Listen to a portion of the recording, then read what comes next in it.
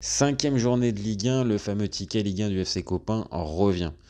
Bon, soyons clairs, les 4 premières journées ont été catastrophiques au niveau des pronos. On espère que la trêve internationale nous a fait du bien et qu'on va au moins arriver à être dans la moyenne. Bon, ce qui n'est pas gagné quand on regarde les 4 premières journées. Pour cette journée, pas de grosses oppositions, pas de choc véritable, que des petites oppositions sympas, des petits matchs sympas, une petite journée de Ligue 1 moyenne. Allez, on débute avec le PSG qui reçoit Nice. Le PSG qui monte en puissance depuis 2 matchs face à Lens et face à Lyon, ça a été costaud. Je pense que les Niçois vont avoir du mal, même si depuis le début de saison, c'est assez intéressant. Ils n'ont pas perdu, mais je pense que la marche est un peu trop haute pour les Niçois. Donc le PSG vainqueur au parc. On continue avec Rennes-Lille, 2 équipes européennes qui vont normalement être dans le haut du tableau cette saison. Malgré certains points positifs pour les 2 équipes, je pense qu'on va avoir un match qui va se conclure par un match nul. Sûrement des buts, mais je ne vois pas une équipe prendre le dessus sur l'autre. On termine avec samedi soir, Lens-Metz. Alors, les Lensois, c'est compliqué depuis le début de saison. Là, il s'agirait véritablement de lancer vraiment la saison, comme je viens de le dire. Les Messins, de manière assez surprenante, ils sont pas dans la charrette. Mais là aussi, la marche elle va être un peu trop haute pour les Messins. Donc, je vois les Lensois l'emporter sans problème à Bollaert.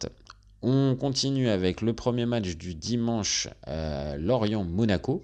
2 équipes qui font plutôt un bon début de saison, même si Monaco est vraiment au-dessus, vu qu'ils sont leaders.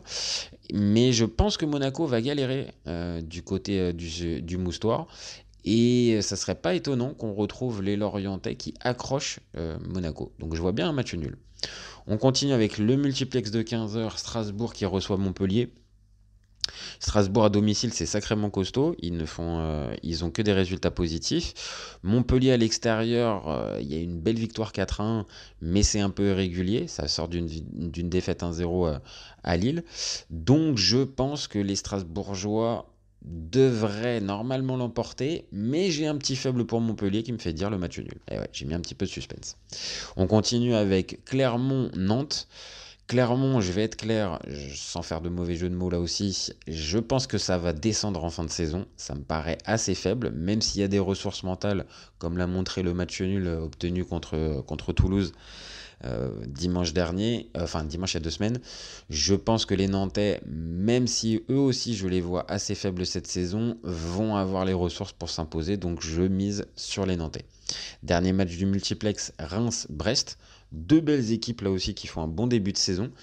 Les Rémois, c'est un peu mon coup de cœur depuis la reprise.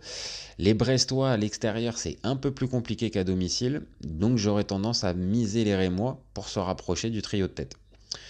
Le match de 17h, Marseille-Toulouse. Alors Marseille, c'est toujours un peu compliqué d'arriver à les jauger depuis le début de saison. C'est pas très convaincant dans le jeu. Il y a certaines qualités, mais il y a aussi des résultats qui sont un peu médiocres. Donc, allez, on va dire les Marseillais, mais vraiment d'une très très courte tête. Dernier match, Lyon-Le Havre, pardon. Lyon-Le Havre, une belle rencontre qui peut être assez équilibrée malgré le pédigré des équipes qui n'est pas du tout le même. Je pense que les Havrais peuvent accrocher les Lyonnais qui se cherchent encore officiellement un nouvel entraîneur. Donc si j'avais à miser, je mettrais le match nul, une jolie cote. Voilà, donc vous avez jusqu'à 20h55 pour aller valider votre fameux ticket Loto-Foot, si vous êtes adepte du fameux ticket Ligue 1. Et sinon, vous n'hésitez pas à nous donner vos commentaires, vos pronos, et vous gardez en tête qu'on est ouvert toute l'année.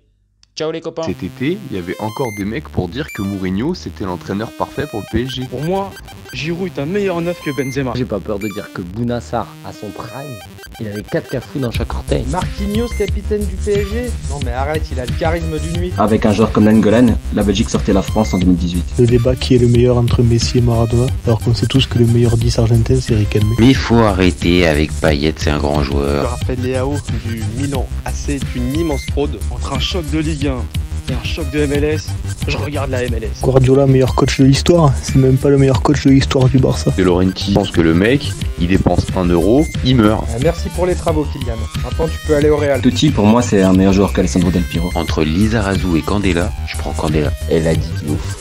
C'était pas partie des légendes du football.